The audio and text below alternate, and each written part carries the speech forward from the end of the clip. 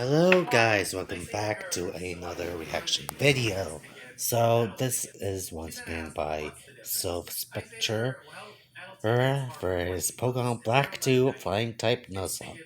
So without taking any longer, let's get into this. Today, I'm going to try to beat Hardcore Nuzlocke of Pokemon Black 2 with only Flying-type Pokemon. Now, I don't know about you guys, but I often find the Pokemon community instinctively says, oh, Flying types, you mean the early root bird Pokemon? Or perhaps the pseudo-legendary dragons? Or the crazy legendaries? Yeah, I think a lot of people would still say it's Flying type of those things. But honestly, the Flying type has so many Those more hidden Pokemon. gems to offer, such as the plentiful possible encounters that this run offers. Well, okay, some Mythicals are banned. gems, but also a lot of Pokemon thought to be kind Only you valuable in White 2. mid, and that's Which precisely was why I very thought good. this would be a fun challenge to pursue, both for difficulty and to discover some great underrated flying types. Let's see if we can beat Pokemon Black 2 with only the first flying type that we find on each route, no items in battle, level caps in place, and the battle mode on set at all times. And if you want to fly to the heights of gaming, check out today's sponsor, Raid Shadow Legends, a free-to-play collection RPG for mobiles and factions with endless customized adventure pack. Could have picked Gen 9. You could have picked any Pokemon, but that thing? I still have nightmares with this cool in-game loot. Alright, it's time to take on quite possibly the greatest Pokemon game ever made. It's definitely up there. Oh no, Professor Juniper, you could have picked any Pokemon, but that thing? I still have nightmares to this day about Tail Slap, Choice Band, Skill Link, Chinchino, and now there's an even worse version of it out there. Thanks, Gen 9. The fall time, my favorite season. Any Pokemon, but that thing? I still have nightmares to this day about Tail Slap, Choice Band, Skill Link, Chinchino, and now there's an even worse version of it out there. Thanks, Gen. Okay, population bomb. 10 pp, 20 power at 90% accurate. And 9. The fall time, my favorite season. Beautiful colors, moderate temperatures, and everything is dying. Hello, Karate Man. It's too bad. If you had a Pokemon with you as well, you could compete with Hugh and see who's the better trainer. Sometimes foreshadowing is relatively obvious. Meeting Bianca at the top of the hill, we can grab our starter Pokemon, and unfortunately, none of them get the flying type, so I'm just gonna pick Tebe, which I nickname Ollie. This will give Hugh Oshawott, which will likely be the biggest challenge for us, as the other two are weak to flying. Who would have guessed? We've got to take on Hugh next, and the battle goes smoothly enough with us being left at half health. In the Pokemon Center, Okay. Bianca then gives us some Pokeballs, good, meaning that's the run good. has officially begun. Meet lots of Pokemon and Yeah, that's the thing about some Nuzlocks, that people usually start them until they get to Pokeballs, which is why I like to do. In fact, I'm trying to get to the furthest point I got in my Nuzlocke for Pokemon Emerald Kaizo. catch them, okay? Will do. Whack job. Now leave me alone. Oh, nah. What the hell? Our very first viable encounter comes right nearby on Route 20, where we can find a PETA, which I catch and nickname Captain Pete. Pete ends up having a naive plus speed and minus special defense nature, which is pretty good, and also the super luck ability to raise its critical hit rate. Incredible. We just might redeem Unpheasant after all. With Pete in hand, we're now forced to box Ollie. Goodbye, my friend. I'll never forget the time we traversed Route 19 together. Good times. Now, I'm quite happy right about now, as not only does Pete's nature allow us to escape Pokemon since we're faster, which was very helpful at a mere level 2, but also, with Wild Patrat nearby, we can get attack EVs, which we are going to need, and we don't have to waste any XP getting speed EVs. This way, solely taking down level 2 Patrats, they give 15 XP, meaning we can get around 25 attack EVs or so. And this is another thing I love about seasons in Pokemon. Hidden areas you can only access depending on leaves or snow, etc. At the ranch, we have to battle Hugh again, this time with an actual flying type, and Pete having a stab flying move in Gust is helpful, but it being a special attack means it doesn't do all that much damage, but Oshawott could only bring us to about half anyway. For playing hide and seek with a deranged Team Plasma member, we get gifted the Frustration TM, which might be helpful as a stab move that grows in power the more your Pokemon hates you.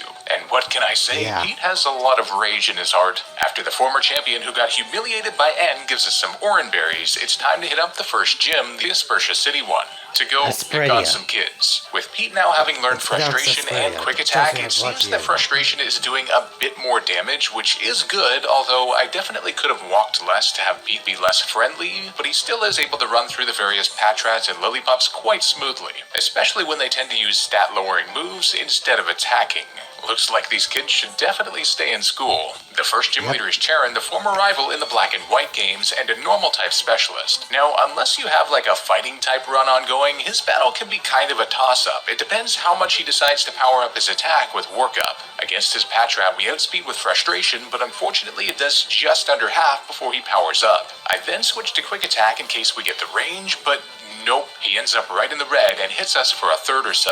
Hitting him again after his potion then allows us an out-prioritizing quick attack to take him down, and we get the level up, which is allowed in hardcore nuzlocks, by the way. You just have to be at or below the cap when the battle starts. In comes his ace next, a Lillipup, quite a big threat with a 60 base attack and 55 speed this early. We do outspeed thanks to our nature, and frustration does a third before he charges up his attack. Dangerous, but we have no choice as we hit him low. Then he lands a stab tackle, and we survive on just 8 HP before our berry, and then can out-prioritize him with quick attack for the victory and our first badge. Whew. See what I mean? You never really have a solid plan against him, but we pulled through, and we get the workup TM for winning. But an even better TM awaits us back at the entrance as Bianca becomes useful for once and gives us return, which, when Pete actually likes us a lot, and a big assumption that'll ever happen, becomes a 102 power stab move with a high crit chance thanks to Superluck. Damn.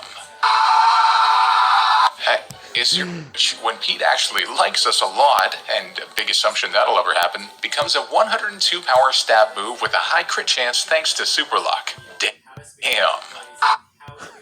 What kind of... What was that weak answer? I'm definitely going to be taking you down.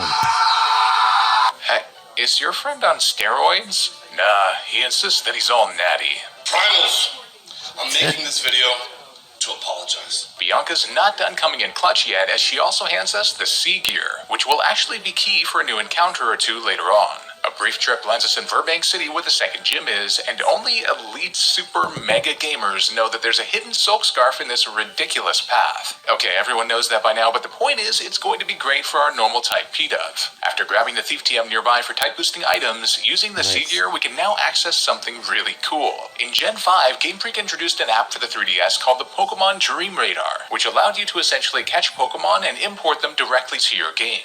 The vast majority of these Dream Radar Pokemon are only available very late in game. However, for new players, they introduced 5 Pokemon that you could import from the start of the game, one of which is Swablu. I name ours Amelia, and she has a docile, neutral nature, which is ideal for a future Altaria, actually. I then spend a while running around like an absolute madman to increase both our Pokemon's friendship for stab return. With that out of the way, let's hit up the Burbank City Gym.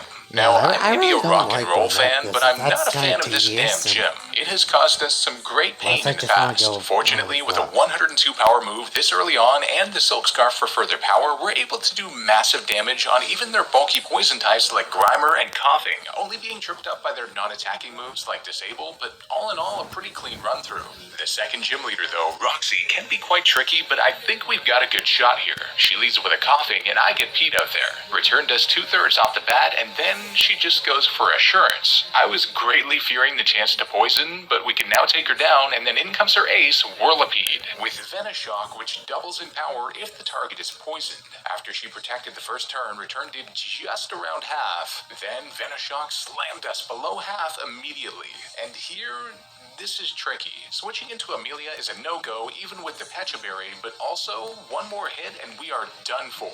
Air Cutter does have a high crit chance plus Super Luck, but Return getting the range is a higher chance for us, so I literally have no choice. I have to hope Return gets the range here, as it's a very close call on exactly half, and we get it. That was a very scary moment as I'm liking our setup and didn't want to have to restart the game. 2 badges. You're going to PokeStar Studios? What? No, I'm not. No. Wait. Traversing back to chase a plasma gun, we have to battle these two girls now that we have two Pokemon, and oh, you poor, poor souls. Fate is cruel, my friends. A quick boat trip across the harbor lands us in the biggest city in the franchise until this point, Castelia. A true accomplishment on the DS. Castelia is like a Willy Wonka chocolate factory for useful items, as we can grab the Quick Claw right away. Can I make the first move on you? FBI, open up! Then we can lie to this girl saying that we picked Oshawott initially. No one has to know. They're gonna know. How would they know? As hopefully we will have a couple cool water types later. While training up, we have our first evolution as our starter Pete evolves into a Tranquil. I can't imagine the power that this thing's gonna have now. Rummaging through the buildings, I also find Fennel, who we're going to need the help of later in the run. While gathering Pokedex entries up north on Route 4 for a particular reason, we can grab yet another mystic water before going down into the mystical water of the Castelia sewers. And for once, gross. I did something smart, realizing that with Hugh by our side, he could very well kill our next encounter, so I repelled until we were alone again, at which point we can now safely find a Zubat, which I catch and nickname Penny, and who has kind an of solid adamant Pokemon. nature, plus attack and minus special attack. Finally, the nature gods shine upon us, as that is wicked. Now, while mapping out the encounters for the run, I almost forgot there's a secret entrance to what is arguably a later part of this game, the Relic Passage, which is surprisingly the only place until like several patches later that we can find a Woobat, which I catch and nickname Natasha. Natasha has a Jolly plus speed and minus special attack nature, half good, half terrible, and the Klutz ability, meaning held items do nothing for us. Yup. One of the few actively bad abilities for Pokemon? Oh, damn it. Well, we can drown our woes by eating some leftovers on the sewer floor. Okay, we won't actually eat them. Yeah, that we'll just is force disgusting. our Pokemon to. Filling up our Pokedex even further in the Castelia Park, well, call me Elliot Kipchoge, as I then run around like a madman again, because guess what? We have 2 friendship evolutions to do now. But we do have some help, as there is a massage girl in the city, who I get to hasten up Natasha's love for us. No, not that Natasha. With as much love as a demented bat can give, Penny eventually evolves into a Golbat, quite an all-around good Pokemon actually, and Natasha also evolves into a Swoobat. Well, without Klutz, they're usually pretty good, but we'll see what happens. That final evolution actually helps us meet the exact requirements for the 40 Pokemon scene to get one of the best items in the game, the Eviolite, to boost the defenses of unevolved Pokemon. With that in hand, let's take on the Castelia City Gym. In here, I decide to give This is Penny gonna the be Eviolite, easy and game. man oh man, she absolutely destroyed the gym trainers, although the odd part Rock-type Dwebble in here did cause some trouble. The third gym leader is Berg, the Bug-type specialist, and yeah, we have a big type advantage, but as with all hardcore Nuzlocks, I'm not counting my birds before they hatch. He leads with a Swadloon, and I get Penny out there to decimate it in one 4x super effective stab wing attack. A good start. In comes a bit of a very threat good though, start. Dwebble.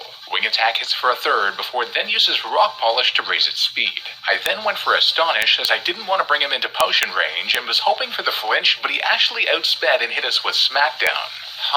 Another hits us to 42 HP as Wing Attack still doesn't KO in the red. Uh-oh. Now he heals up fully, and Penny has to duke it out with him as suddenly we're hit again and survive on just 14 HP. A crit was arranged to KO admittedly, and we can land one last attack to take that damn thing down. But from here, I know we should have enough speed to get the job done, as we do indeed outspeed Vanny and take it down with a 4x damage attack. Wow, surprisingly scary for a bug team against a flying one, huh? Yeah. After the battle, we get an epic reward though, as Penny evolves again into a monster Crobat. Can't wait to see what this thing can do with an adamant nature. Back on Route 4, we have a challenge I've been dreading this entire time. Colress, a Steel-type trainer. Not only does Steel resist flying, but he starts with a part Electric-type Magnemite. Sheesh. Yeah. Doing any damage at all is a struggle here, as every single one of our moves on all our Pokemon are resisted. But I lead with our newly evolved Penny. I go for Confuse Ray right away, and then he makes it through to paralyze us immediately.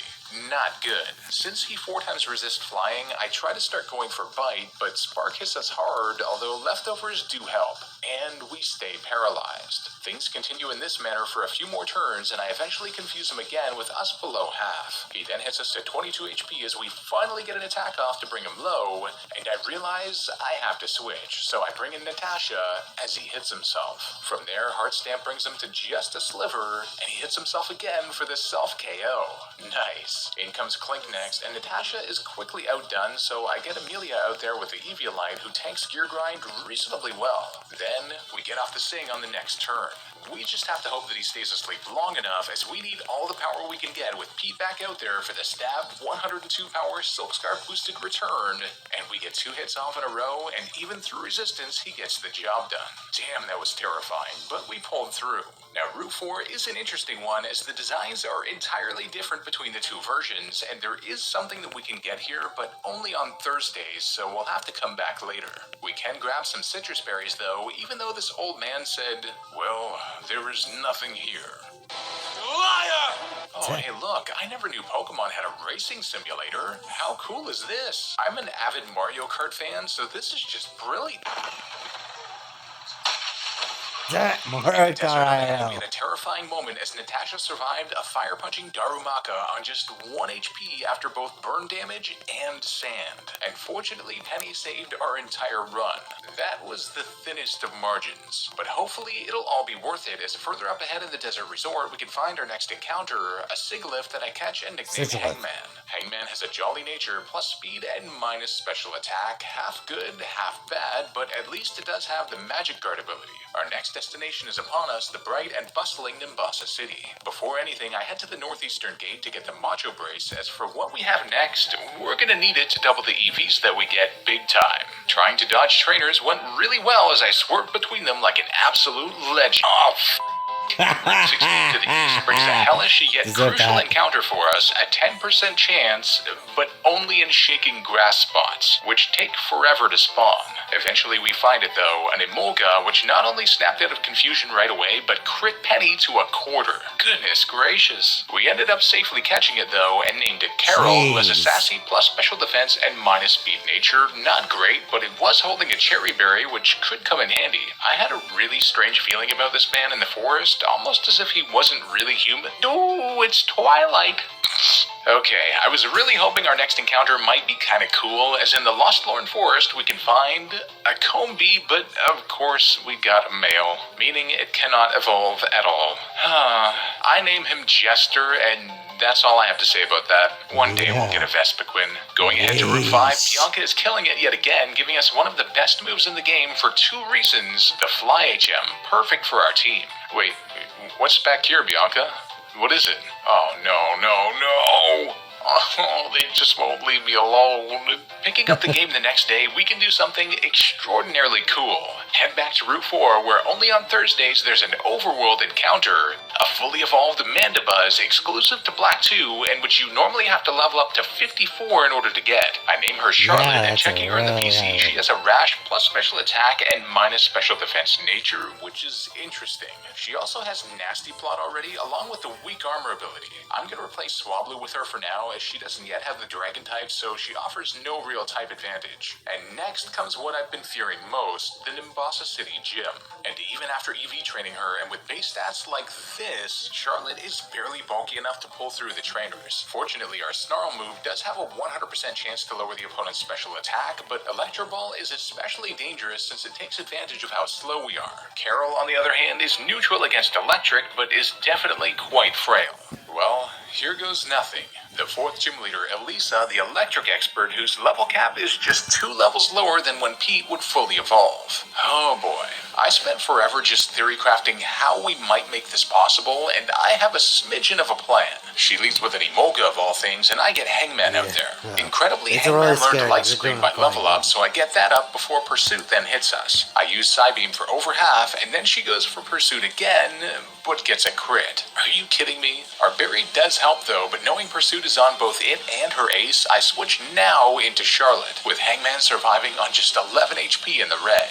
That crit really messed up my plan timing, but she then volt switches, and Charlotte eats it pretty well with the light screen up, and Snarl only does a third on Flaffy, lowering her special attack in the process, and we get leftovers recovery. Another brings her to the red, and then she paralyzes us. Our light screen then goes down, and she heals fully, and we stay paralyzed. Why? Volt switch then hits before Emolga comes back out, and now we get off a Snarl, which takes it down. Okay, that's something. In comes Flaffy again, which immediately volt switches into Silphspectre, a frightening prospect, and we stay paralyzed. Oof. I have to switch, but into what? I decide to go with Carol, and she went for Pursuit, which hits Charlotte instead.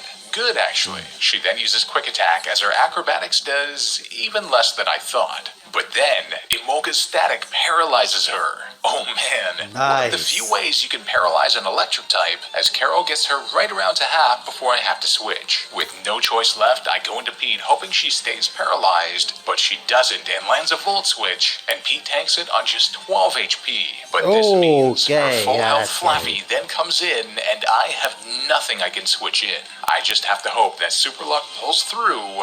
But nope, she tanks a return on a quarter and takes down Pete with one more attack. Oh Ouch. My God, From here though, I can get Penny out there, take her down with Bite, and then go for Fly on the Silphspectre, and we get a crit to take her down.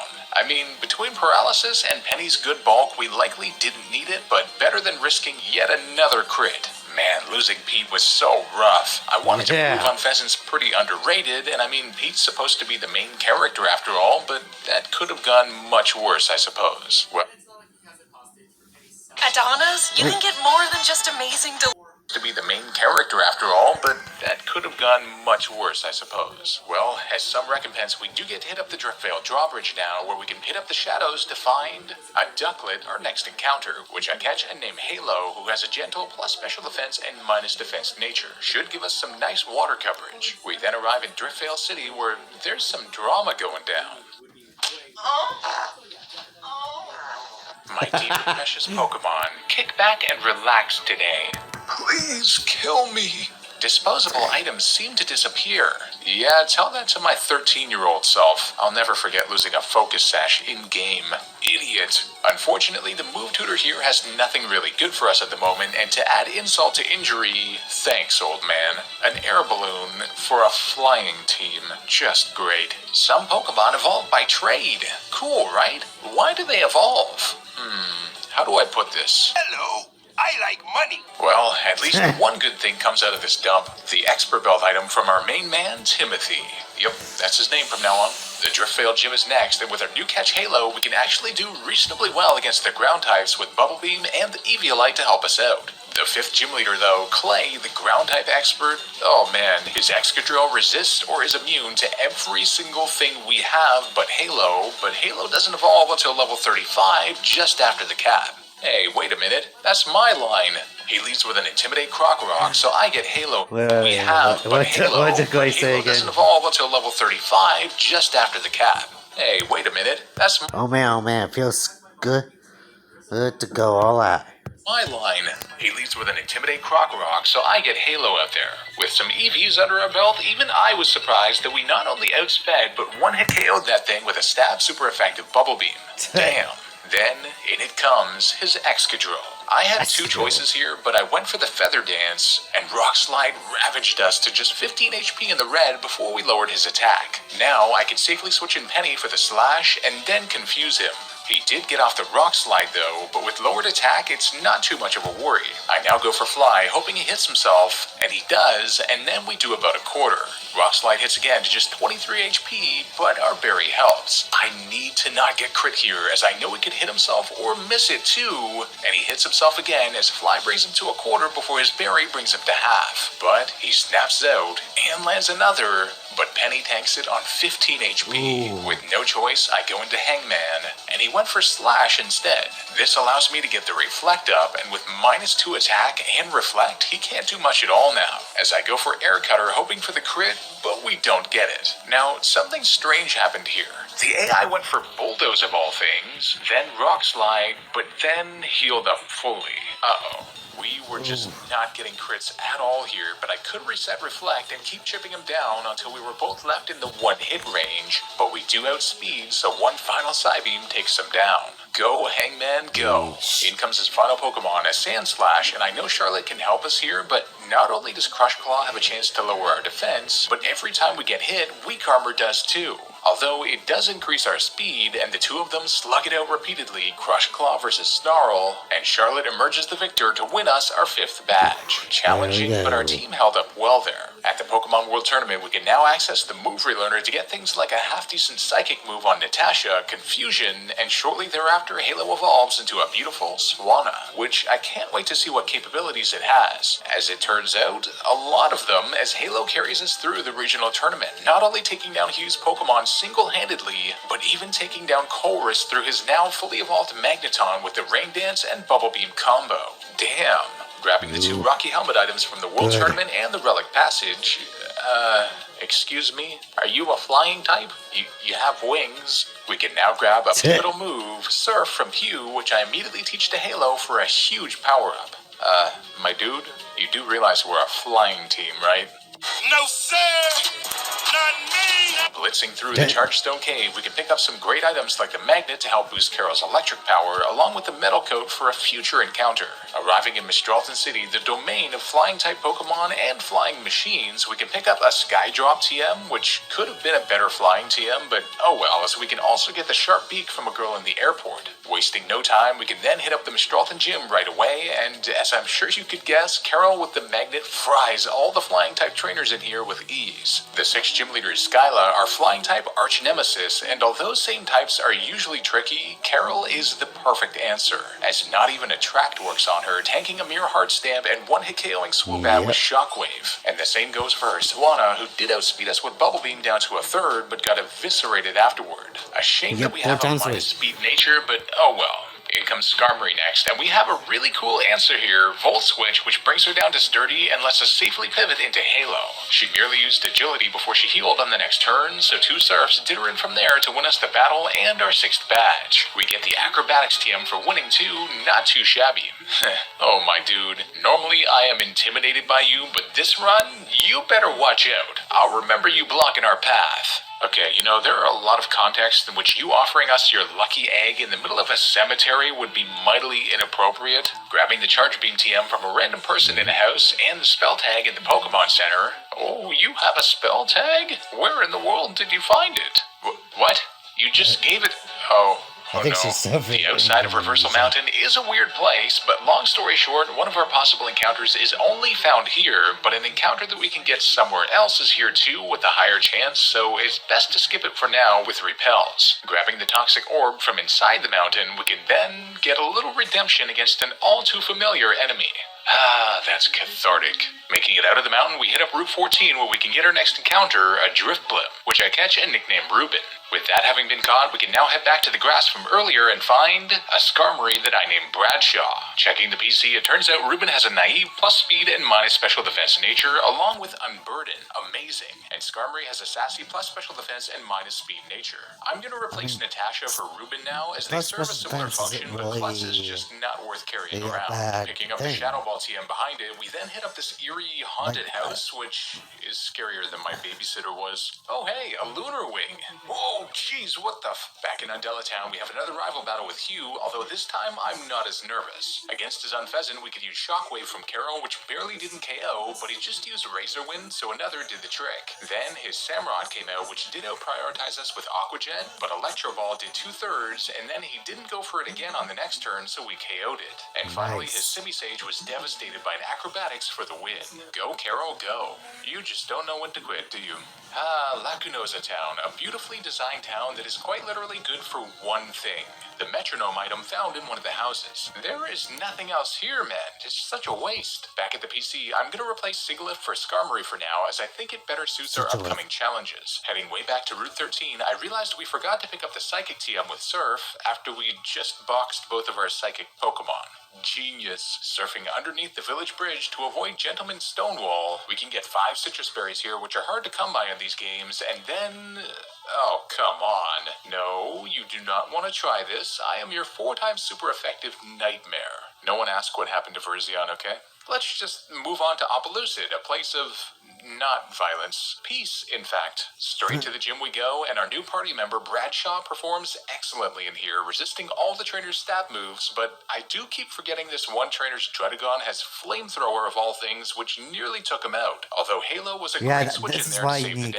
The 7th gym leader is Brayden, the Dragon-type expert, and if you look at his team and their move pools, Bradshaw is a perfect answer, being a physically defensive beast. We took down Dredagon with hardly any damage done to us in the end, and Flygon did use Dragon Tail to bring up Penny after Fly hit him to half, but he hurt himself on a rocky helmet in the process, and he brought out a Pokemon that he can't possibly hope to outspeed, as Penny finishes him off. His final Pokemon was then Haxorus, which I used Confuse Ray on right away. He then started Dragon Dancing, which is definitely a bit worrying, but at the same time, the more he raises his attack, the more he damages himself if he does hit himself in confusion. And after we got Bradshaw back out there, that's exactly what he does after 3 Dragon Dances, tanking Steel Wing well after his berry, but then hitting himself hard to a quarter and getting taken out by 1 more. Bradshaw is a perfect counter there. I can't get over that. Okay, is it just me, or does the whole flying pirate ship thing remind anyone else of the Edge Chronicles novel series? Anyone? Our next big challenge is Zinzalin, a Plasma Sage, and although an Ice-type trainer with 2 Cryogonals and a Weavile seems like a daunting prospect for us, I got Bradshaw out there, and knowing he'd confuse us, attached a Person Berry to heal us, and then used the Totemize to raise our speed.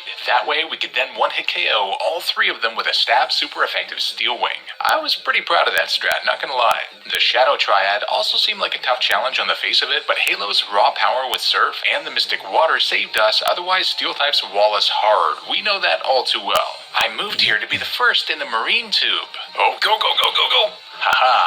Oh wait, there's other people here already. Oh, hey look, a Whale Lord. That's rare. That sprint has us arrive in Humalau City, the location of the 8th and final gym. Straight up, it's a beautiful gym and all, but Carol went nuts and destroyed the whole thing after she learned 80 power discharge. A Floatzel did outspeed and hit us hard with Aqua Tail. A crit would have KO'd in fact, but aside from that, nearly everything was a one-hit KO for us. The 8th gym leader is Marlin, the water type expert. Although he'd seem like an easy one to pick off, he does lead with a part rock type Caracosta with Sturdy of all things, which is kind of a nightmare for our team. I theory crafted forever trying to find a way to account for it, and here's my best plan. I lead with Emolga and immediately go for the Volt Switch to hurt it bad and get out of there. Here I get Halo in, and Smackdown hits us hard to just 41 HP. But now I know he's got a potion, meaning he won't use Shell Smash, which would have destroyed us, as we can attack twice in a row with Surf to take him down. In comes a gigantic Whale Lord next, and here switching to Bradshaw can take advantage of it, repeatedly using Bounce by using Fly afterwards, meaning every time he goes to hit us, we're in the air, and then can come back down on him. Too funny. But to prepare, while he's in the red, I switched into Carol for the Discharge KO, and then in comes Jellicent, his final Pokemon. Discharge does big damage, and gets the paralysis, but he made it through anyway, and Scald nailed us to just 30 HP, and got the burn, but we survive on just 15 HP in the red. Sheesh. Realizing Discharge might not quite have the range, I play it safe and go for Volt Switch to the red, then bring in another great counter, Charlotte, for the stab super effective Snarl KO for our final badge. Well, we managed. With that win, we can now grab a few new encounters. First, on Route 22, we can catch a Delibird that I named Lee. Then, by surfing on Route 21, only in the rustling water spots, at just a 5% chance we can find a Mantine that I caught and named Kazansky. Finally, heading back to Route 11, we can pick up an encounter that I forgot wasn't just on Route 23 later, a Gligar, which I catch and nickname Metcalf. Metcalf has a lax plus defense and minus special defense nature, not great for our purpose, but I replace Halo the Swanna with her for now, and add Swablu to the team in place of Skarmory. Training the ladder up for our next challenge, Amelia eventually evolves into an Altaria. Should be a crucial part of our team's infrastructure. After the pirate ship, explodes or something, we can grab the Ice Beam TM from the giant chasm cave, then Hugh gets frustrated with the former Team Plasma members and basically pulls a Thanos. Fine. I'll do it myself. In the exterior of the cave, we can grab yet another encounter, this time a Pelipper that I caught and named Chipper, but I don't think he'll have much over Halo. Well, here we go. A battle I've been fretting big time. Colress with a ridiculous team with steel types everywhere, in addition to Sturdy and even an Eevee-like Magneton. Looking at our team, it's straight up our worst nightmare, but I think I have a plan.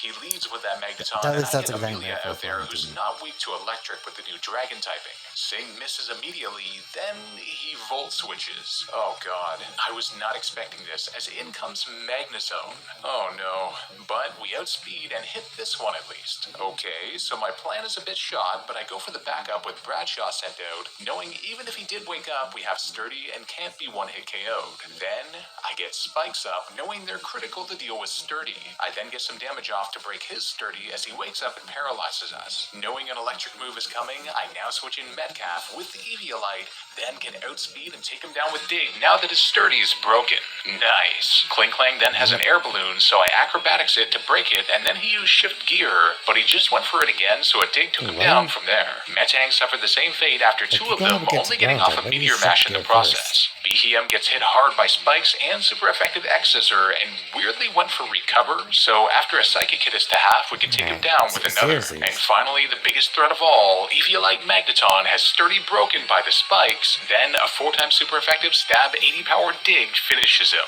Wow. Even though our plan was shaken, the resilience sure paid off. With that battle out of the way, we can find a hugely necessary encounter using the Dream World. Not the Dream Radar, as in the Windswept Sky there is a default encounter available, a Yanma, which I catch and nickname Parry, with a calm plus special defense and minus attack nature. Not bad. It also has Giga Drain by default, but doesn't have speed boost unfortunately. Regardless, I'm going to replace Emolga for now. At level 33, Parry learns Ancient Power, which is the trigger for him evolving into a monster Yan Mega. I still wish this thing had gotten a Mega evolution, by the way.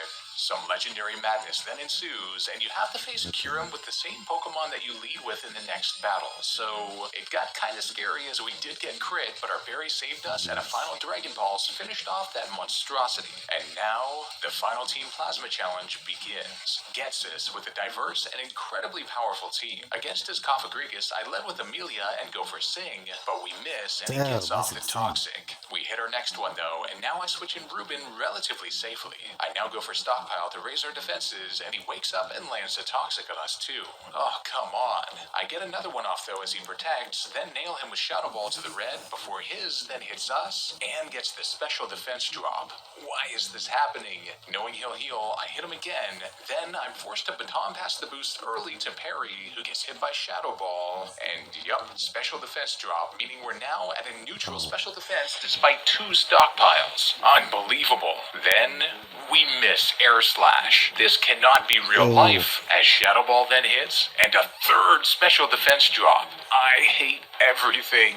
We then finally get the KO, then in comes Hydreigon, and fortunately we can stab super effective Bug Buzz him into oblivion.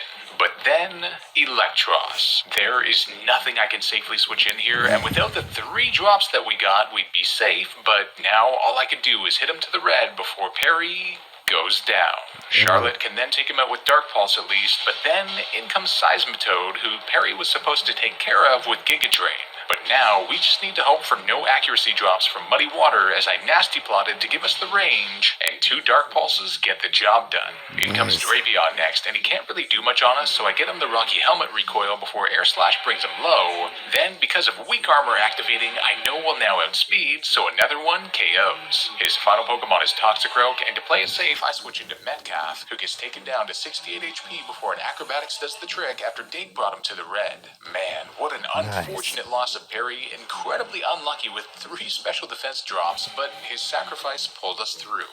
Meeting again at the gates of Victory Road, he gives us the Waterfall HM, which is gonna unlock a massively important evolutionary item for us. But before that, the beautiful entrance to Victory Road.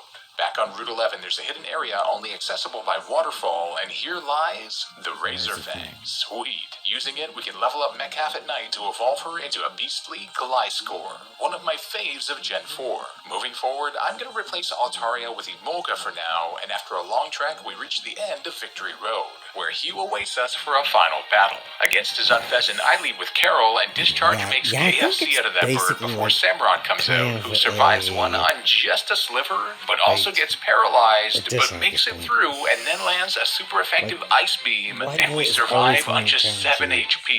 at But least we get frozen. What was that sequence? Well, I know he'll heal, but to be safe, I get Similar Halo towards out the there, Pokemon, and we miss Air Slash, but he stays paralyzed. What is actually happening? Ultimately, the Paraflinch strategy works, taking him down, only getting hit by 1 ice beam. Bouffalon is a tough one, but Metcalf walls him hard, especially since we predicted the Wild Charge on Halo upon switch in, and we get Sword Stance, and with Rocky Helmet plus Head Smash Recoil, we can take him down with a final dig. I then played it safe with Simisage's speed, having Bradshaw obliterate him with Fly for the victory. For winning, we get the amazing Thunderbolt TM, and that would have been real helpful giving us the range on his damn Samurott. Leaving our rival behind us, we arrive at our final destination, the Unova Region Pokemon League. After fulfilling the rest of our EVs and getting any remaining items and TMs that we need, it's time for the Elite Four. The first Elite Four member is Chantal, the Ghost-type trainer, and I think we have a perfect answer for her. She leads with a Cofagrigus, and I get Ruben out there with the Expert Belt attached. With our speed and special attack investment, we can not only instantly take it down with Stab super effective Shadow Ball, but also her fellow Drifblim too. Then, in comes her Chandelure, and we outspeed even it as well, but it somehow survives on like 1 HP, even though my calcs told me that we had this in the bag, and pulverizes Ruben with an even more powerful Shadow Ball apparently. No way. I have Ruben in my plans for other Elite Four members too, so that is not good. From there though, at least we do have Halo, who can outspeed with the Stab super effective Surf KO, then thankfully do the same to her Golurk, who has the ground type and so shares that water weakness. I was not expecting a death there. In fact, I was anticipating just a clean sweep, but onwards we go, I guess. The second Elite Four member is Grimsley, the Dark type specialist, and with Fake Out Liepard, Intimidate Crocodile, and a dreaded Steel type Bisharp, this one's tricky. I lead with Charlotte against his Liepard, knowing that he can't attract us, and after Fake Out, which I knew would activate our weak armor, we then outspeed with Air Slash, which does flinch, but doesn't do over half. Damn. I now Nasty Plot though, not wanting to activate his heal, and Aerial Ace gets a crit on us. But then we can KO with another. With the defense drop, Scrafty is now too much of a threat, so I switch in Bradshaw, who tanks it well after leftovers, and Fly does good damage before Rock Tomb lowers our speed. I know we need Halo out there for what's coming though, so I hope for the flinch after he heals, but we don't get it, and he drops our speed with Rock Tomb.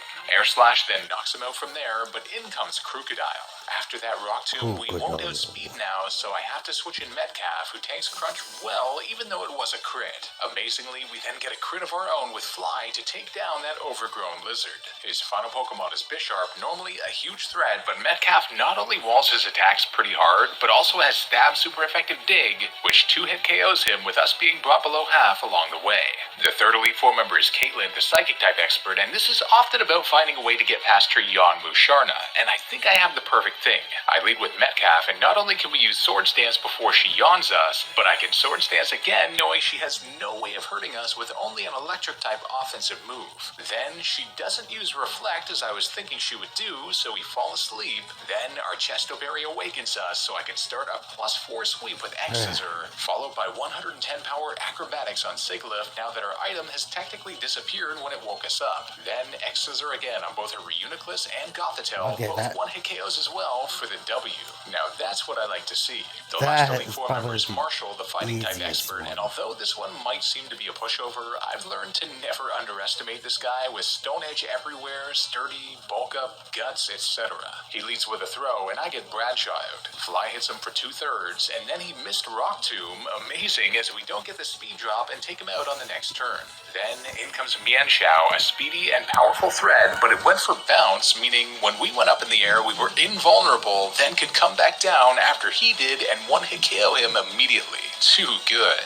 In comes Conkeldurr next, and knowing bulk up is a huge threat, especially if we're in the air and he gets a free one, I use Taunt to prevent it, and it works as Fly then takes him down below half before his berry. But Hammer Arm did quite a lot on us. Part of my plan here is to have leftovers to recover health even when we're up in the air too, but I went for Taunt again after it ran out, thinking he'd try bulking up again, but he didn't and slammed us low with another attack. Whoops. From there, I can get Metcalf out though, who avoids a Hammer Arm and then lands an Acrobatics to take him out from there with a crit. I'll take it. Then his Sock had no chance, only landing a Rock Slide in the process. Let's go. After using our remaining rare candies, it's He time. walks like The final just battle, the effective. champion of the Unova region, Iris, technically a dragon-type trainer, but she has a wildly diverse team. Big problem being, we hardly have any way to safely deal with her lead, a Hydreigon with Surf and Flamethrower, but I go with Metcalf hoping to avoid the crit. I get a Swords Dance off, then Surf hits us hard to a third, but our berry helps us back up. I have no choice, so I go for the X-Scissor, but she barely survives in the red, then nails us with another Surf, but Metcalf lives on one singular HP, and after she heals, can destroy her with 2 more attacks. No freaking way. In comes another big threat though, Lapras. Knowing that we have the +2 attack and that anything else would get hurt bad by Lapras, I go for Acrobatics, and Lapras also just barely survives and takes the legendary Metcalf down. Rest in peace, my dear friend. Here I get Carol out for the immediate Thunderbolt knockdown, and in comes Druddigon. This thing is kind of tricky for our team, so I go for Thunder Wave to paralyze it, but she not only makes it through, but lands a Rock Slide too, and it instantly takes Carol down. Well then, that's some power. This opens an opportunity to safely get Charlotte out though, and I go for the Paraflinch strat with Dark Pulse. It works on the first turn, but on the second she somehow lands another Rock Slide through both. Our berry heals us though, and then we hit it again, and she lands another. Actually, how? Taking Charlotte down. I can't believe this, but in comes the almighty Halo taking her down with Ice Beam. Then, in comes her Archeops, and I was very scared about the speed tier here, but I have faith, and we do outspeed for the super effective Stab Surf KO. Then, her Aggron suffers the same fate as well. Holy cow. Then, her final Pokemon, her ace, Haxorus. We're in a good position here with Expert Belt Ice Beam, and she does have her Focus Sash after all, and survives on 1 HP, then lands a 147 base attack, stab 80 power dual chop. But Halo somehow tanks it reasonably well and can finish off Iris's career, making us the champion with just 2 Pokemon remaining. I have no words. Actually, you know what? I do. Swanna is officially goated. Well, we did it. We beat a hardcore nuzlocke Pokemon Black 2 with only flying-type Pokemon. And man, did we ever get to explore the potential of some underrated Pokemon and employ some strats I didn't really expect from... So guys, that was